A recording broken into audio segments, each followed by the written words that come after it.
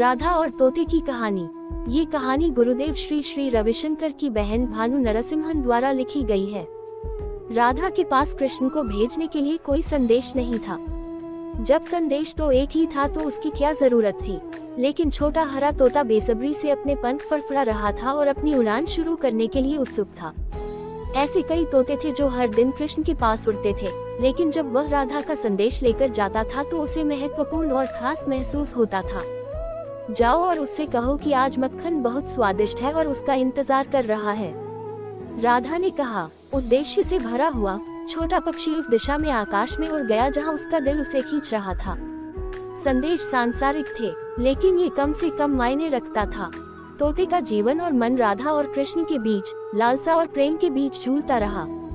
जैसे जैसे साल बीतते गए और राधा के शरीर छोड़ने का समय आया, उसने तोते से कहा कि उसका उद्देश्य अपने भगवान की महिमा को सभी के साथ साझा करना है।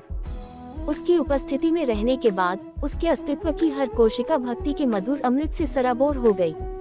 लेकिन उसने केवल राधा के सरल संदेश दिए थे, वह भगवान की कहानियों का विवरण नहीं जानता था।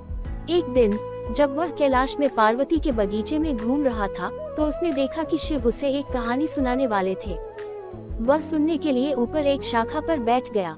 सौभाग्य से शिव ने भगवान कृष्ण के जीवन की घटनाओं को विस्तार से बताना शुरू कर दिया और पार्वती सुन रही थी और समय समय पर एक सौम्य हम के साथ उनका उत्साहवर्धन कर रही थी। शिव कहानियों में इतने डूबे हुए थे कि उन्हें पता ही नहीं चला कि पार्वती सो गई थी। तोते को चिंता हुई कि शिव अपनी कहानी बंद कर सकते हैं और उसने पार्वती की कोमल आवाज की नकल की। आखिरकार वह जाग गई और शिव के समाप्त होने के बाद उसने बीच में सोने के लिए उनसे माफी मांगी। अब शिव की भौहें एक साथ आ गई और उनकी तीसरी आंख खुलने को तैयार दिखी।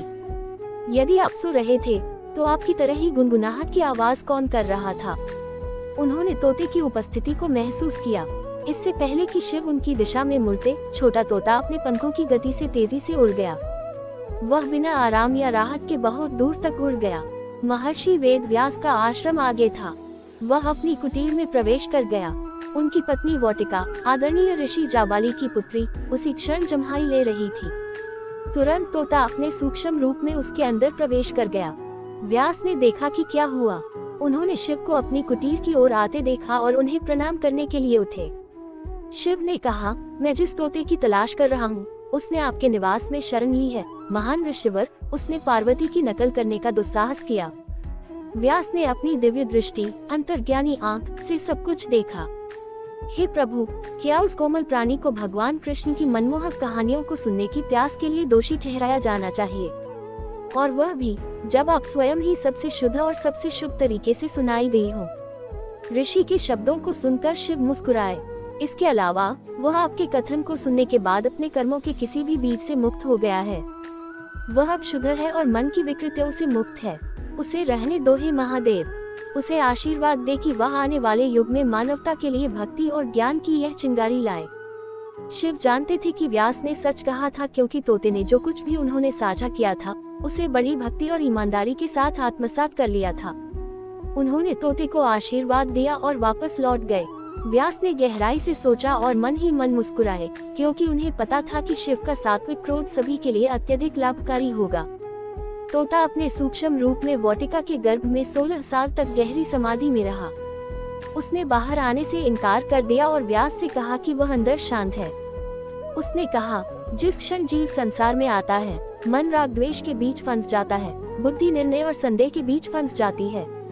मैं यहाँ ठीक हूँ। हालांकि उसके लिए अपना उद्देश्य पूरा करने का समय आ गया था। व्यास ने उससे वादा किया कि वह माया के आवरण से अछूता रहेगा और उसे बाहर आने के लिए प्रोत्साहित किया। कहानी कहती है कि जैसे ही बच्चा पैदा हुआ, वह तुरंत ही एक 16 वर्षीय बालक बन गया, जिसकी तेजस्विता अतुलनीय थी। उसका नाम शुक रखा गया। व्यास ने उसे वह सब सिखाया जो वह कर सकते थे और उसने आगे देवों के गुरु बृहस्पति से शिक्षा ली। बालक ने पानी में स्पंज की तरह सहजता से ज्ञान को आत्मसात कर लिया। इतना कुछ सीखने के बावजूद भी वह अभी भी अधूरा महसूस करता था। व्यास ने उसे राजा जनक के पास जाकर अपना गुरु बनाने और आत्मज्ञान प्रदान करने के लिए कहा। 7 दिनों तक वह महल के द्वार पर पूरी तरह से अनदेखा होकर प्रतीक्षा करता रहा। वह अविचलित और तेजस्वी खड़ा रहा। फिर उसका बहुत धूमधाम से स्वागत किया गया और 7 दिनों तक उसे इंद्रियों के सभी सुख प्रदान किए गए।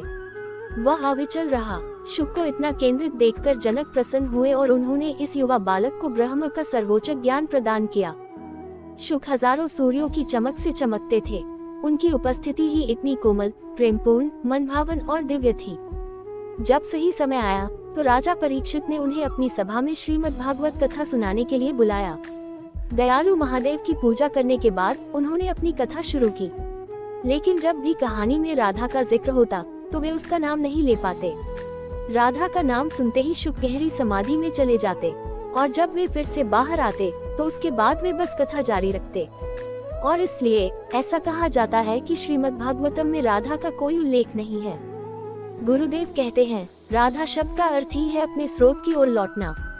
इसमें कोई आश्चर्य की बात नहीं है कि राधा के विचार मात्र से शुक के मन में गहरी अनुभूति हुई। गुरुदेव आगे कहते हैं, धारा का अर्थ है वह जो स्रोत से आती है, जबकि राधा का अर्थ है वह जो स्रोत में वापस जाती है।